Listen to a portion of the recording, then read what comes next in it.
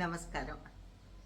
మనం కిందటి వీడియోలో ఏ విధంగా దంత తాళవ్య చెజలు వాటి యొక్క ప్రతిభను ఆవిష్కరింపజేసుకుంటూ తెలుగు భాషలో వాటి యొక్క ప్రాముఖ్యతని ప్రముఖ స్థానాన్ని పొందుతున్నాయో కొంతవరకు ముచ్చరించుకున్నాము. ఈనాటి మన ఈ ముచ్చట్లలో ఆ దంత్య తాళవ్య చెజల యొక్క అసలు అవి ఎందుకు ఆ విధంగా వచ్చాయి, తెలుగు భాష తన యొక్క భాషా సౌష్ఠవాన్ని, సౌకుమార్యాన్ని, సౌలభ్యాన్ని కూడా ఏమాత్రము చెక్కు చెదరనీయకుండా ఏ విధంగా వాటికి తగిన సముచిత స్థానాన్ని ఇచ్చి మనకి అందజేసింది అనే విషయాలని ఒక్కసారి గమనిద్దాము. రండి, అసలు ఈ విషయాలేవి మీకు తెలియదని కాదు, మీకు నేను కొత్తగా చెప్తున్నట్టు కూడా కాదు, అంతా మీకు తెలిసినవే. ఏదో నా తృప్తి ఒక్కసారి మనందరం కలిసి ఆ భాషామ్మ తల్లి అందించిన వాటి గురించి తలుచుకుంటే.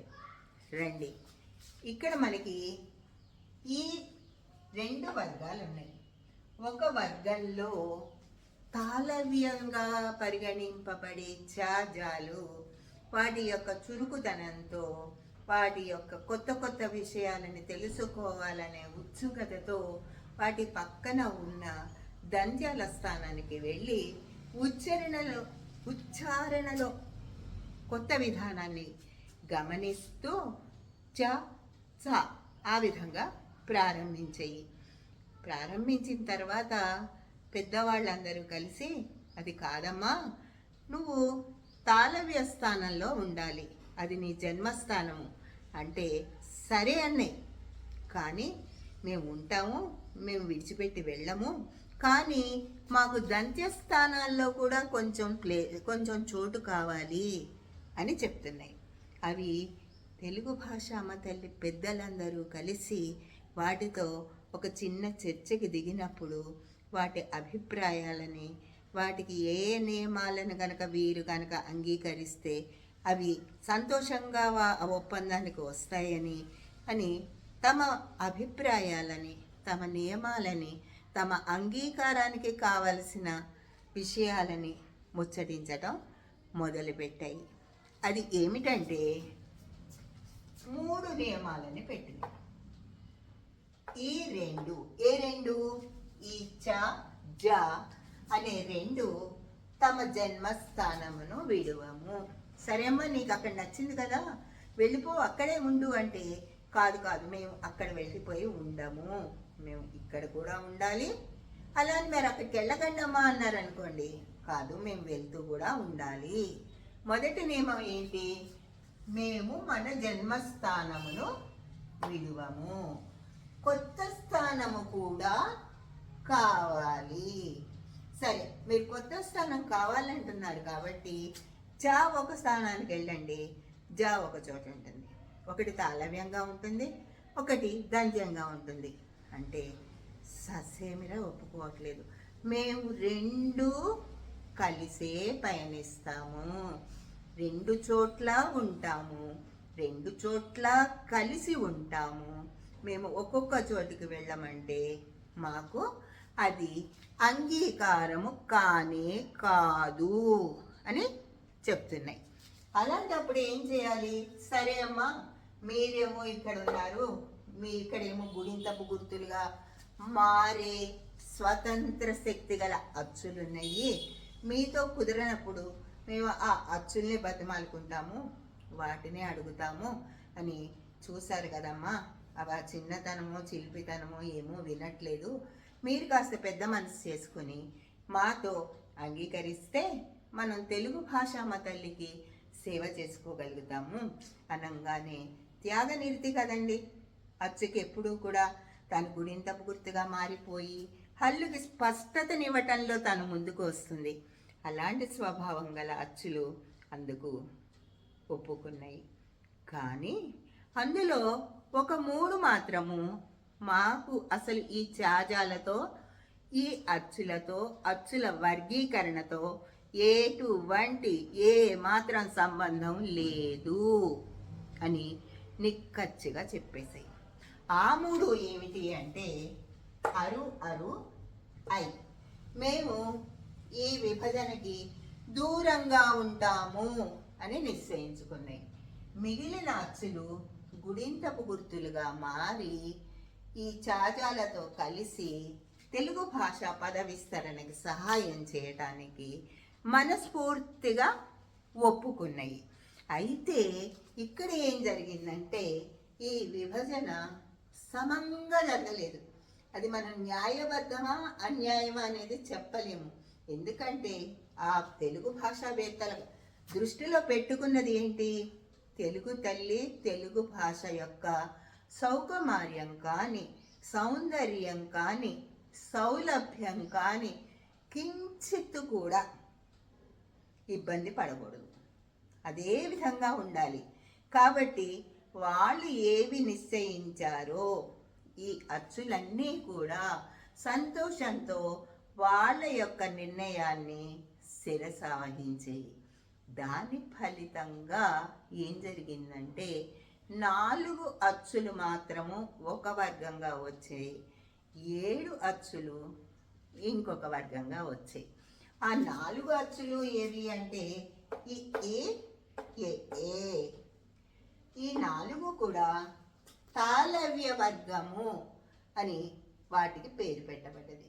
అంటే అవి పలికేటప్పుడు నాలుక దవడం తాకుతుంది కాబట్టి వాటిని తాళవ్య వర్గము అన్నారు. అయితే ఈ పెద్దవాళ్ళు అలంకారికులు ఏం చేశారంటే దీనికి మన తెలుగు అంకెలు, ఇప్పుడు మనం వాడుతున్నవి ఆంగ్ల అంకెలు, తెలుగు అంకె అయిన 1 గుర్తుగా పెట్టి తాళవ్యమైన అక్షరానికి ఈ గుర్తుని ఇచ్చారు. ఇది తాళవ్యం.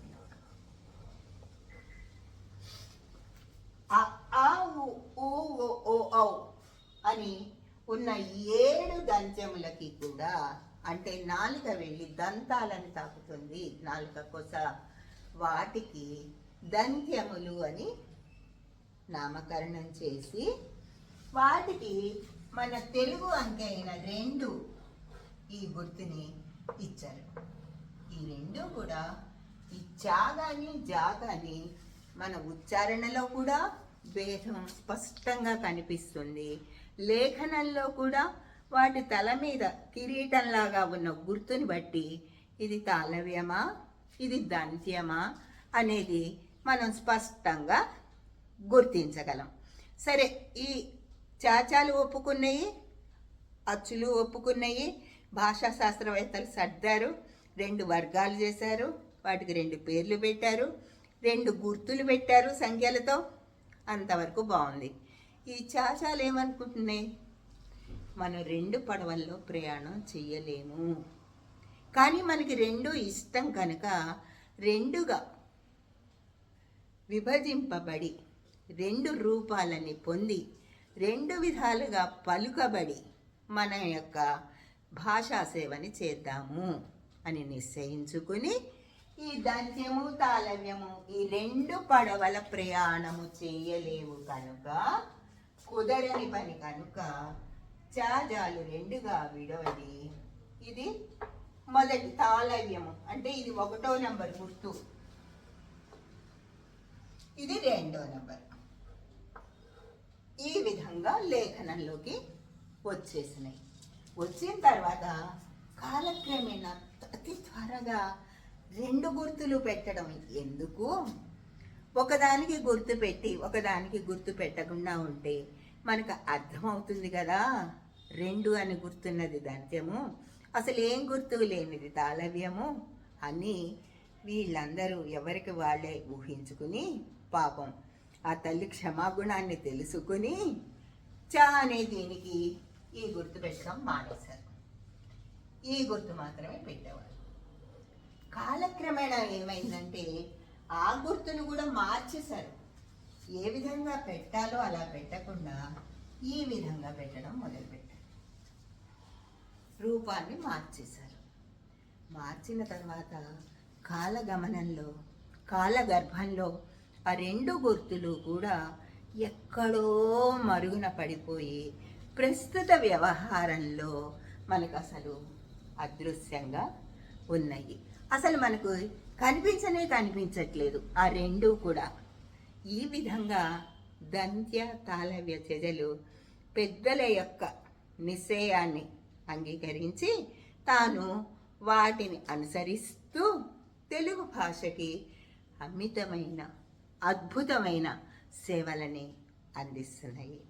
ఇక్కడ మనం ఉదాహరణకు ఒకసారి మనం కిందటి ఎపిసోడ్లో జా గురించి మాట్లాడుకున్నాము, అది తాళవ్యం అని. ఇప్పుడు మనము జా గురించి ఒకసారి మాట్లాడుకుందాం. ఇది దంత్యం. పెద్దవాళ్ళు ఇచ్చిన పద్ధతి ప్రకారం వీటిపైన మనం ఇప్పుడు ఉన్న పరిస్థితుల్లో ఈ విధంగా పెట్టాలి. అది జ ల గ జా మా జున్ను జూలు జొన్న జోరు జౌలి. జౌలి అంటే జనపనార జూట్ బ్యాగ్స్ పరిశ్రమలు చేస్తారు కదండి, జౌళి పరిశ్రమ అంటారు. ఈ విధంగా తెలుగు భాషలో ప్రత్యేక స్థానాన్ని పొందిన ఛాజాలు దంత్యములు తాళవ్యములు అన్న పేరుతో అపారమైన కృషిని చేస్తూ ఆ తల్లిని ఆనందపరుస్తున్నాయి. ఇప్పటికి నేను ఈ ఎపిసోడ్ని ముగిస్తాను.